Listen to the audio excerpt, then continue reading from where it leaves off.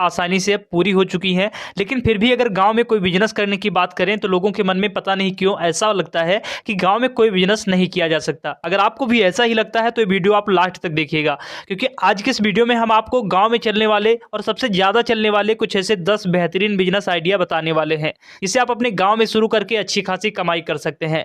दोस्तों, सबसे ज़बरदस्त बात यह है कि अगर गाँव में इन बिजनेसों को करते हैं तो अभी तक गाँव में ज़्यादा आपको कंपटीशन देखने को नहीं मिलेगा। अगर आप शहर में यही बिजनेस करेंगे तो शहर में आपको भारी भरकम कंपटीशन देखने को मिल जाता है, वहां पर बिजनेस करना काफी कठिन हो जाता है। लेकिन अगर आप गांव में वो सारी बिजनेस अगर कर लेते हैं जो मैं इस वीडियो में बताने वाला हूं, तो आप गांव में अच्छी खासी कमाई भी कर पाएंगे, साथ में आपको कंपटीशन करने वाला भी बहुत कम है। अभी कंपटीशन होगा भी तो जब तक आप अपना पांव जमा चुके होंगे। तो दोस्तों, वीडियो को लास्ट तक देखना है। अगर आपको ये वीडियो हेल्पफुल लगता है तो वीडियो को लाइक और चैनल को सब्सक्राइब करने में बिल्कुल भी कंजूसी मत करिएगा। तो दोस्तों, चलिए जानते हैं कौन से ऐसे गांव में चलने वाले बेहतरीन बिजनेस आइडिया है। और जिस भी बिजनेस को आप करना चाहें उसके बारे में अगर पूरी डिटेल जानकारी आपके पास नहीं है तो आपको महीने 2 महीने समय देकर उस बिजनेस के बारे में जानना चाहिए, उस बिजनेस को सीखना चाहिए, उसके बाद ही कोई बिजनेस स्टार्ट करना चाहिए। तो चलिए दोस्तों, जानते हैं ऐसे टॉप 10 विलेज बिजनेस आइडिया। दोस्तों, नंबर 10 पर जो बिजनेस है वो बिजनेस है कंस्ट्रक्शन मटेरियल सप्लाई का बिजनेस। दोस्तों, आज के समय में आप देखेंगे कि गांव हो या शहर, हर जगह मकान, बिल्डिंग, दुकान, शॉप सब चीजें बनती रहती हैं। तो ऐसे में उसमें जो भी चीजें की आवश्यकता होती है, जैसे ईंट, पत्थर, सरिया, सीमेंट और भी रोड़ी, बजरी आदि चीजों की आवश्यकता पड़ती ही रहती है। तो अगर आप गाँव में कोई बिजनेस करना चाहते हैं तो आपको कंस्ट्रक्शन मटेरियल सप्लाई का बिजनेस स्टार्ट कर देना चाहिए। दोस्तों, इसके लिए आपको जो भी सामान है, चाहे ईंटा है, चाहे सरिया है, सीमेंट है, रोड़ी बजरी जो भी है, आपको थोक रेट पर खरीदना है। यानी कि बड़े बड़े ट्रक आपको मंगवाना है। उसके बाद में जो भी आपको ऑर्डर हो वहां पर ऑर्डर को सप्लाई करना है। इसके लिए आपको सबसे पहले आपके पास जो भी सामान है जरूरत कंस्ट्रक्शन मटेरियल में, वो सामान तो रखना ही है। इसके साथ में आप एक ट्रैक्टर, ट्रॉली या फिर माल ढोने वाला एक साधन आपको रखना पड़ेगा, जिससे कि जब भी आपको ऑर्डर मिले तो आप अपने उस साधन से आप अपने सामान को उस कस्टमर्स के होम पर सप्लाई कर सके। तो इस तरह से आप अपने गांव में रहकर एक कंस्ट्रक्शन मटेरियल का बिजनेस स्टार्ट कर सकते हैं। दोस्तों, नंबर 9 पर जो बिजनेस है वो है टेंट हाउस का बिजनेस। दोस्तों, आज के समय में आप जानते हैं कि गांव में टेंट हाउस की जरूरत कितनी ज्यादा है। दोस्तों, गांव में कोई भी फंक्शन हो, कोई भी पार्टी हो, मुंडन हो या फिर कोई धार्मिक समारोह हो, वहां पर तो टेंट हाउस का जरूरत पड़ता ही रहता है। उस टेंट हाउस की बुकिंग के लिए आपको पैसे भी देने पड़ते हैं। तो अगर आपके गाँव में कोई टेंट हाउस नहीं है, टेंट हाउस का बिजनेस नहीं है, तो आप अपने गाँव में टेंट हाउस का बिजनेस स्टार्ट कर सकते हैं और उससे भी अच्छी खासी कमाई कर सकते हैं। उसमें स्टार्टिंग की लागत की बात करें तो मिनिमम आपको 5 लाख रुपए इन्वेस्ट करने पड़ेंगे, अपने बिजनेस में 5 लाख रुपए लगाने पड़ेंगे। लेकिन अगर आप कमाई की बात करें तो इसमें हर दिन आपको बुकिंग नहीं मिलती है। लेकिन अगर हम एवरेज सालाना कमाई की बात करें तो अगर 5 लाख रुपए या 5 से 7 लाख रुपए एक बार अगर आप इन्वेस्ट कर देते हैं तो उससे लगभग में अगर हम पूरे साल की बात करें तो आप 10 लाख से 12 लाख आसानी से कमा सकते हैं। इसके बाद में जो अगला बिजनेस है वो है तेल मिल का बिजनेस। दोस्तों, अब तेल मिल क्या है, तो इसमें आपको क्या करना है, जो भी सरसों है, राई है या फिर और भी जो तेल वाली चीजें होती हैं उसका आपको तेल निकालना है, पैकेजिंग करना है और मार्केट में सप्लाई करना है। इससे भी आप अपने बिजनेस की शुरुआत कर सकते हैं और अच्छी खासी कमाई कर सकते हैं।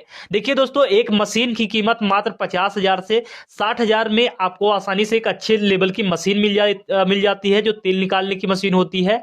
और उसे आप बिजली से अथवा जो डीजल वाले इंजन है उन दोनों से चला सकते हैं। अगर बिजली से चलाएंगे तो भी और बेस्ट रहेगा।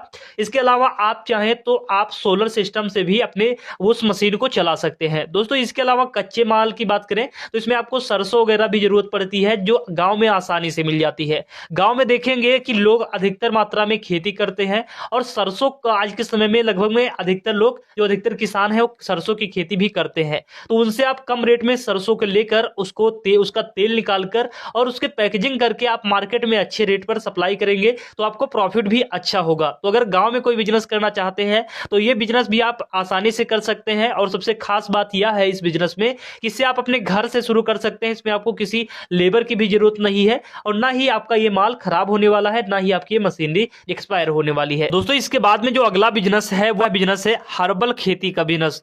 दोस्तों, यह एक ऐसा बिजनेस है जिसे कम लागत में आप स्टार्ट कर सकते हैं। इसमें लागत तो कम लगती है परंतु मुनाफा बहुत ज्यादा होता है। अच्छा मुनाफा होने के कारण आप इसे अपने गांव में स्टार्ट कर सकते हैं और इससे अच्छी खासी कमाई कर सकते हैं।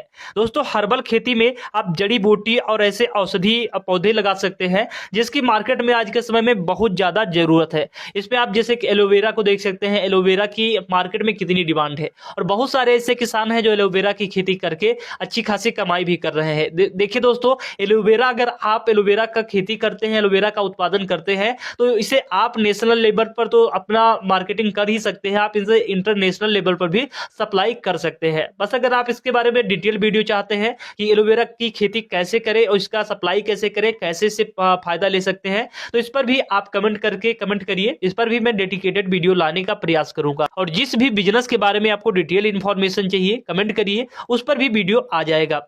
दोस्तों, इसको बेचने के लिए आप अपने आसपास के बाजार में और पतंजलि जैसे कुछ मेडिसिन वाली कंपनी में से भी डील कर सकते हैं।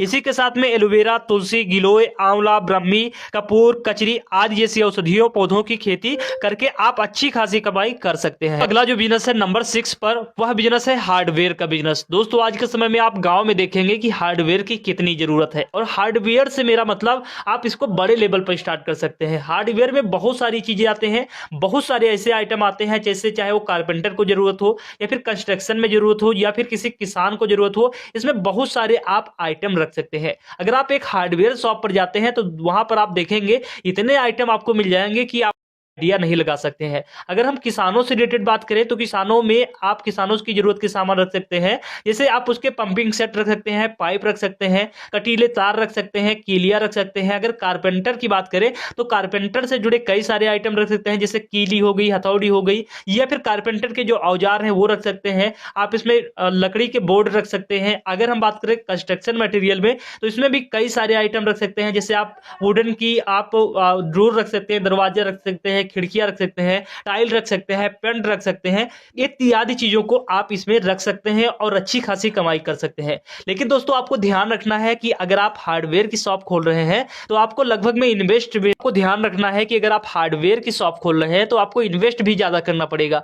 लगभग आपको 10 लाख रुपए इन्वेस्ट करने पड़ेंगे। अगर आप गांव में कोई छोटा सा भी हार्डवेयर शॉप खोलना चाहेंगे तो मिनिमम आपको 5 लाख रुपए तो इन्वेस्ट करने ही पड़ेंगे। फिर आप अगर 5 लाख रुपए इन्वेस्ट कर देते हैं तो बात आती है कितनी कमाई होगी।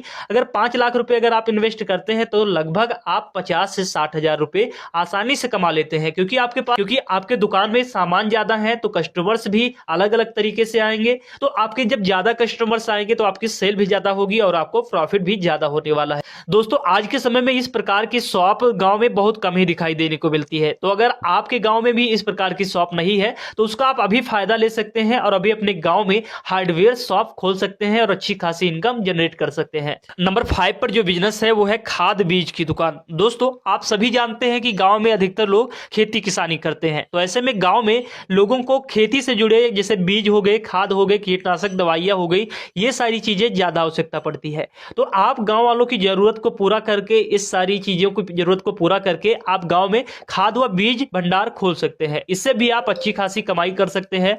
दोस्तों, इस बिजनेस को स्टार्ट करने के लिए आपके पास एक लाइसेंस होना जरूरी है, फिर जाकर आप इस प्रकार के खाद व बीज भंडार का स्टोर खोल सकते हैं।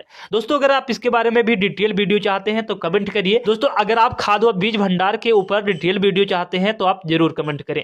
दोस्तों, खाद व बीज के साथ आप खेती से जुड़े कई सारे सामान भी रख सकते हैं, इसे बेच भी सकते हैं और किराए पर भी दे सकते हैं। इस बिजनेस को शुरू करने के लिए आपको लगभग 50 हजार से 1 लाख रुपए तक की लागत लगानी पड़ सकती है। अगर आप इस बिजनेस को शुरू करते हैं और शुरू करने के लिए अगर जगह की बात किया जाए तो अगर आपके पास थोड़ी सी भी जगह है तो आप अपने इस बिजनेस को शुरू कर सकते हैं। आप अपने घर पर भी इस बिजनेस को शुरू कर सकते हैं, लेकिन कोशिश करें कि आपको किसी ऐसे नियरेस्ट मार्केट में खोलना चाहिए जहां पर आपको दूर दूर से भी कस्टमर आपके पास आए और आपकी जो दुकान है अच्छी चले। नंबर 4 पर जो बिजनेस है वो है ई रिक्शा ऑटो बिजनेस। गांव के ज्यादातर लोग पैदल जाते हैं क्योंकि गांव में ऐसी कोई परिवहन के साधन उपलब्ध ही नहीं है। अगर आपके गांव में भी कोई ऐसी प्रॉब्लम आ रही है कि गांव में जो लोग हैं ज्यादातर पैदल जाते हैं, उनकी मजबूरी है, तो आप गांव में उनकी मजबूरी का फायदा उठा सकते हैं या कह सकते हैं उनकी जरूरत का फायदा ले सकते हैं। आप अपने गाँव में एक ई ऑटो रिक्शा चला सकते हैं। अगर आपके पास और भी बजट है तो आप 2-3 ऑटो रिक्शा लेकर उसे किराए पर भी दे सकते हैं या फिर खुद दूसरों से चलवा सकते हैं। इससे भी आप गाँव में रहकर अच्छी खासी कमाई कर सकते हैं। आप सभी को इस इसमें अगर आपके पास ज्यादा बजट नहीं है तो आप इसे ईएमआई भी करवा सकते हैं। मान लीजिए कि 1 लाख रुपए का अगर ई ऑटो रिक्शा आता है तो आप उसे मात्र 10-20 हजार रुपए जमा करके आप ले सकते हैं और बाकी की जो पैसे बचेंगे उसे आप ईएमआई करवा सकते हैं। इससे भी आप अपने गांव में रहकर अच्छी खासी कमाई कर सकते हैं।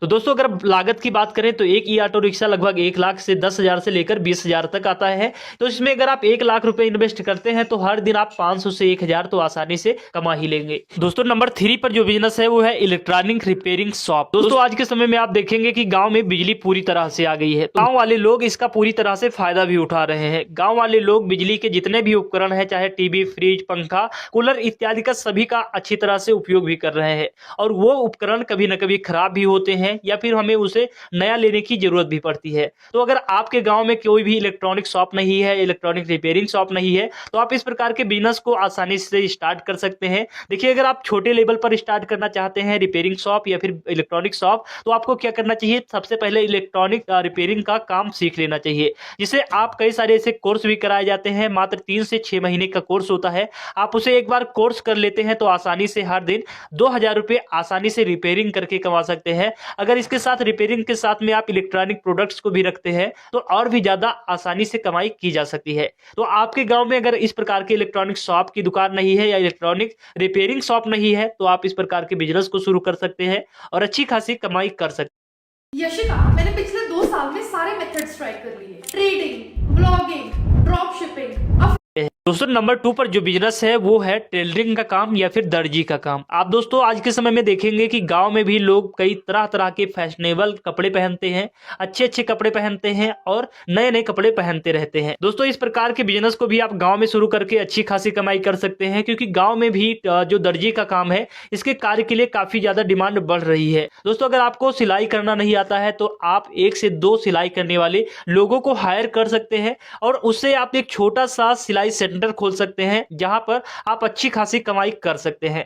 दोस्तों अगर आप बात करें कि सिलाई सेंटर में आप कितना इन्वेस्ट कर सकते हैं, दोस्तों इसमें इन्वेस्ट करने की बात करें तो ये डिपेंड करता है कि आपकी मशीनें कैसी हैं। तो नॉर्मल जो इन्वेस्ट है इसमें अगर आप 50,000 से 1 लाख रुपए इन्वेस्ट कर देते हैं तो हर दिन 4 से 5,000 रुपए आसानी से कमा लेंगे। नंबर 1 पर जो बिजनेस है वो है किराने की शॉप। दोस्तों आप सभी को मालूम है कि किराने के प्रोडक्टों की जरूरत आज के समय में हर कहीं है, चाहे गांव हो या शहर। तो गांव में जहां पहले बहुत सारे ऐसे प्रोडक्ट थे जो लोगों को मालूम ही नहीं था, लेकिन आज लगभग में गांव के सारे लोग अवेयर हो गए हैं सारे प्रोडक्टों से। सभी तरह के प्रोडक्टों की गांव में डिमांड बनती जा रही है। तो अगर गांव में आपके एक अच्छे लेवल की किराना स्टोर नहीं है तो आपको अच्छे लेवल की एक किराना स्टोर या फिर मिनी ग्रोसरी स्टोर ओपन कर लेना चाहिए। आप गांव में इस प्रकार के बिजनेस से भी अच्छी खासी कमाई कर सकते हैं। कोशिश आपको यह करना चाहिए कि गांव में अगर आप किराना स्टोर खोले तो आपको सारे प्रोडक्टों को रखना चाहिए जो गांव के लोगों की जरूरत है। आपको गांव के लोगों की जरूरत के अनुसार वो सारे प्रोडक्ट अगर रखते हैं तो आप अच्छी खासी कमाई भी कर सकते हैं। साथ में आपका जो कस्टमर